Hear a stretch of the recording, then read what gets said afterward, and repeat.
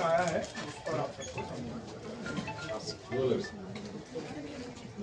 आज हमारे देश के यशस्वी प्रधानमंत्री श्री नरेंद्र मोदी, जिसके घर पे मीटर की रीडिंग 600 से कम है, उसको बिजली का बिल 0 आएगा। मेरा बिजली ਦਾ ਬਿੱਲ ਪਹਿਲਾਂ 1 ਸਾਲ ਪਹਿਲਾਂ ਆਵਾ ਤਾਂ ਤੇ ਹੁਣ ਵੀ 1 ਸਾਲ ਹੋ ਗਿਆ ਵੀ ਆਂਦਾ ਨਹੀਂ ਹੈਗਾ ਜਦ ਆਹ ਭਗਵੰਤ ਮਾਨ ਦੀ ਸਰਕਾਰ ਬਣੀ ਆ ਜੀ।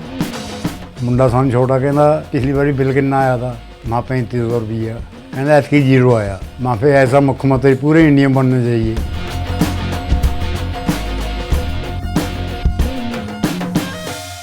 जी के तीसरे कार्यकाल का प्रथम संपूर्ण बजट प्रस्तुत हुआ है, जो कि देश के हर व्यक्ति का सपना पूरा करने वाला बजट है।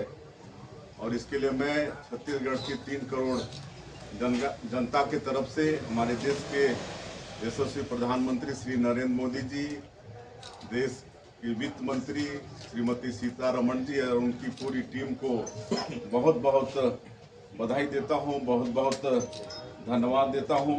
और इस तरह का बजट भारतीय जनता पार्टी की सरकार ही प्रस्तुत कर सकती है। और इस बजट ने मोदी जी के एक वचन को फिर से पूरा किया है। जैसे मोदी जी कहते हैं कि जिसे कोई नहीं पूछता उससे मोदी जी पूछते हैं, तो उनका ये कथन भी बिल्कुल सत्य होगा। इस बजट से इसमें मध्यम वर्ग को बहुत राहत दिया गया है। कभी कांग्रेस की सरकार में 2 लाख में भी इनकम टैक्स देना पड़ता था, लेकिन आज 12 लाख तक के इनकम में कोई टैक्स देना नहीं पड़ेगा। इससे मध्यम वर्ग को बहुत लाभ होगा, उनकी क्रय शक्ति भी बढ़ेगी और इससे प्रदेश और देश का आर्थिक बेहतरी भी होगा। उसी तरह से किसानों के लिए भी ये बजट बहुत ही वरदान साबित होगा। काहे कि छत्तीसगढ़ में हमारे ज़्यादातर लोग किसान हैं, मध्यम वर्ग हैं। अब उनको वैसे तो कृषि में कोई टैक्स नहीं लगता है, फिर भी 12 लाख तक की इनकम में कोई टैक्स नहीं लगेगा।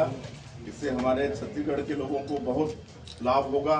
और जो किसान क्रेडिट कार्ड, जिसके माध्यम से अटल जी जब प्रधानमंत्री थे तो किसानों को पूंजी मुहैया कराने की दृष्टि से योजना लागू किए थे। इसकी जो सीमा थी 3 लाख की, उसको बढ़ाकर 5 लाख कर दिया गया है।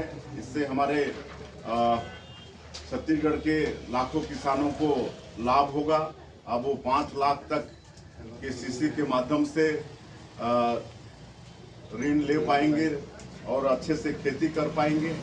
और मत्स्य है, पशुपालन है, इसमें भी 5 लाख तक का उनको लोन मिलेगा। तो किसानों की स्थिति बहुत सुधरने वाली है। उसी तरह से MSME का जो लोन की सीमा 5 लाख की थी, उसको भी 10 लाख 5 लाख से 10 लाख करने का निर्णय इस बजट में हुआ है। और इसमें भी जो हमारे मध्यम वर्ग के लोग हैं, इसको बहुत लाभ होने वाला है। स्वास्थ्य के क्षेत्र में भी क्रांतिकारी घोषणा इस बजट में हुआ है।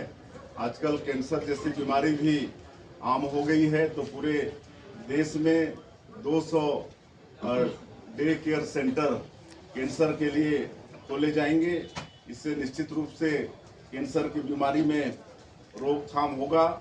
उसी तरह से प्रत्येक प्रदेश को मूल आधारभूत संरचना के लिए 1.5 लाख करोड़ रुपया केंद्र शासन की तरफ से मिलेगा। इससे हमारे छत्तीसगढ़ जैसे प्रदेश को बहुत लाभ होने वाला है। दलित महिलाओं को भी 5 लाख तक का लोन देने का प्रावधान है। आदिवासी एवं दलित महिलाओं को 5 लाख तक लोन देने का प्रावधान किया गया इस बजट में। इससे भी बहुत फायदा छत्तीसगढ़ को होने वाला है। इस तरह से अगर देखा जाए तो बहुत ही अच्छा ये बजट है और निश्चित रूप से इससे छत्तीसगढ़ को बहुत लाभ होने वाला है। ये नौकरी पेशा लोगों को ज़्यादा फोकस किया गया इस बजट में। ये सबको फोकस किया गया है। जिस तरह से प्रधानमंत्री जी का नारा है सबका साथ, सबका विकास, सबका विश्वास और सबका प्रयास, ये बजट सभी वर्गों के लिए मतलब फायदेमंद है। सर ये सर धान खरीदी कर ली गई, ऐतिहासिक धान खरीदी हुई है, टारगेट जो है उससे करीब है। हाँ, कल धान खरीदी का अंतिम तिथि था 31 जनवरी और मुझे बताते हुए गौरव हो रहा है कि पिछले साल की तुलना में 5 लाख मीट्रिक टन धान ज़्यादा खरीदी हुई है। पिछले साल 145 लाख मीट्रिक टन धान की खरीदी हुई थी। इस साल 1,49,000 मीट्रिक टन धान की 149 लाख मीट्रिक टन धान की खरीदी हुई है। और इस साल किसान भी बढ़े हैं। पिछले साल 24,72,000 किसान धान बेचे थे।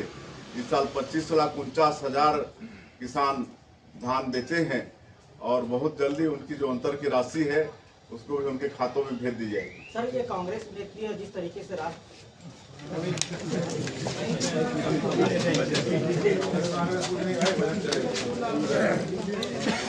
हमसे जुड़े रहने के लिए हमारे YouTube चैनल को सब्सक्राइब करें और नई वीडियो की नोटिफिकेशन के लिए बेल आइकॉन को दबाएं।